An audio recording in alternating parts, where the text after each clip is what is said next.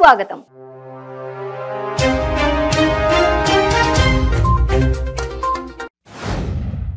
మల్లవల్లి పారిశ్రామిక వాడకి వచ్చిన జిల్లా కలెక్టర్ ని మల్లవల్లి బాధిత రైతులు అడ్డుకున్నారు. మల్లవల్లి రైతులు పారిశ్రామిక వాడలో కొత్త కంపెనీ కట్టే వాటిని అడ్డుకున్నారు. రైతులకు నష్టపరిహారం చెల్లించే వరకు మల్లవల్లి పారిశ్రామిక వాడలో ఎటువంటి పనులు చేయొద్దంటూ పనులను అడ్డుకున్నారు. పెద్దపల్లి జిల్లాలోని ఎలిగేడు మండలం ధూళికట్ట గ్రామంలో విష జ్వరాలతో ప్రజలు బాధపడుతున్నారు. ఇంటికి ఒకరు చొప్పున విష జ్వరాలు వస్తున్నాయి. డెంగ్యూ వ్యాధితో 2 మృతి చెందారు. గ్రామంలో గత 10 రోజుల నుండి ప్రజలకు డెంగ్యూ వ్యాధులు విష జ్వరాలు వస్తున్నాయని, డెంగ్యూ వ్యాధితో ఈ రాజు, ఎర్ర శ్రీనివాస్ 2 మృతి చెందారని గ్రామస్తులు తెలిపారు. నల్లగొండ జిల్లాలోని నాగార్జున సాగర్ ఎడమ కాలువకు గండిపడింది. దీంతో నిడమనూరు, నరసింహులగూడెం గ్రామాలు జల దిగ్బంధంలో చిక్కుకున్నాయి.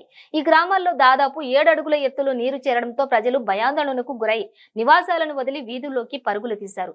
ప్రవాహం అంతకంతకు ఎక్కువ అవుతుండటంతో ఏ క్షణాన ఏం జరుగుతుందోనని బిక్కుబిక్కుమంటూ గడిపారు.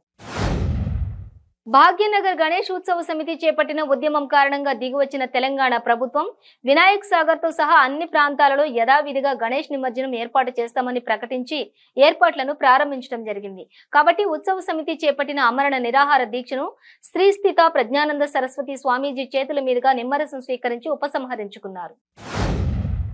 కాకినాడ జిల్లా పిఠాపురం మండలం రాపర్తి వద్ద ప్రమాదం జరిగింది. ఉప్పాడ సముద్రంలో వినాయకుని నిమజ్జనం చేసేందుకు కీర్లంపూడి మండలం సింహాద్రిపురం నుండి బొలేరో వాహనంలో బయలుదేరారు.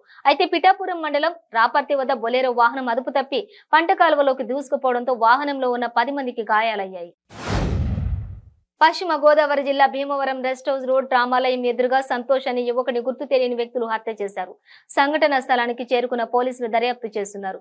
పాత కక్షల నేపథ్యంలో విచక్షణ రహితంగా కత్తులతో పొడిచి చంపినట్లు అనుమానిస్తున్నారు పోలీసులు. కాణిపాకంలో జరుగుతున్న శ్రీ స్వయంభూ వరసిద్ధి వినాయకుని బ్రహ్మోత్సవాలలో భాగంగా నేడు స్వామివారికి రథోత్సవ సేవను నిర్వహించారు. బ్రహ్మోత్సవాల్లో ప్రధానమైన సేవ రథోత్సవం. ఉభయదారులచే పూజలు నిర్వహించబడిన తర్వాత ఉదయం స్వామివారి ఉత్సవ మూర్తిని రథంపైకి చేర్చారు.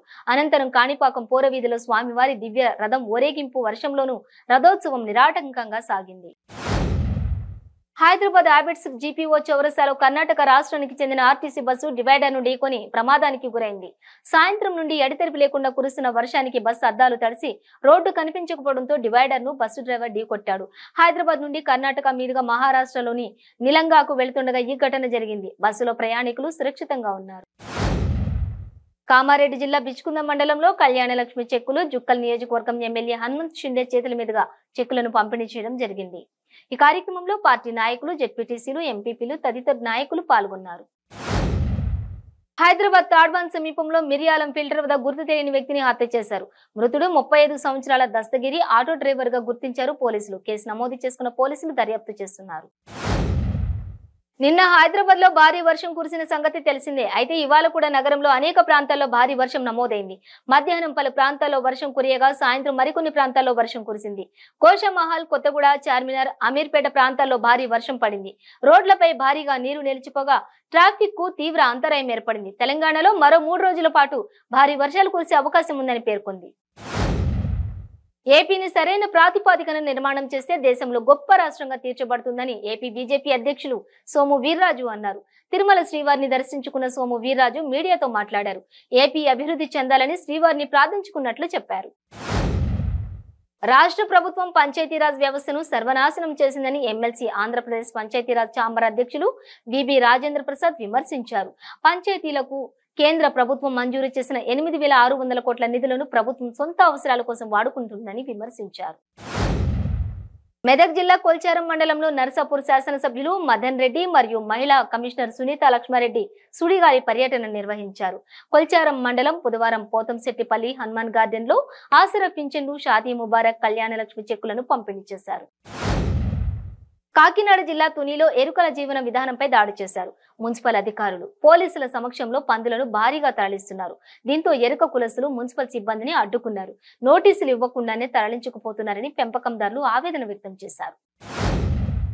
కామారెడ్డి జిల్లా బిచ్కుంద 13వ వార్డులో అంబేద్కర్ యూత్ గణేష్ మండపం వద్ద డాక్టర్ ఓం ప్రకాష్ కుటుంబ సభ్యులతో కలిసి వినాయకునికి ఘనంగా పూజలు నిర్వహించారు. అనంతరం అన్నదాన ప్రసాదాలు ఏర్పాటు చేశారు. తిరుమల శ్రీవారిని పలువురు ప్రముఖులు దర్శించుకున్నారు. తమిళనాడు బీజేపీ ఇన్ఛార్జి సుధాకర్ రెడ్డి, ఎంపీలు చంద్రశేఖర్, రవీంద్ర కుమార్, వంగవిటి రాధా, ఎమ్మెల్యే మహేష్ రెడ్డి దర్శించుకుని ప్రత్యేక పూజలు చేశారు.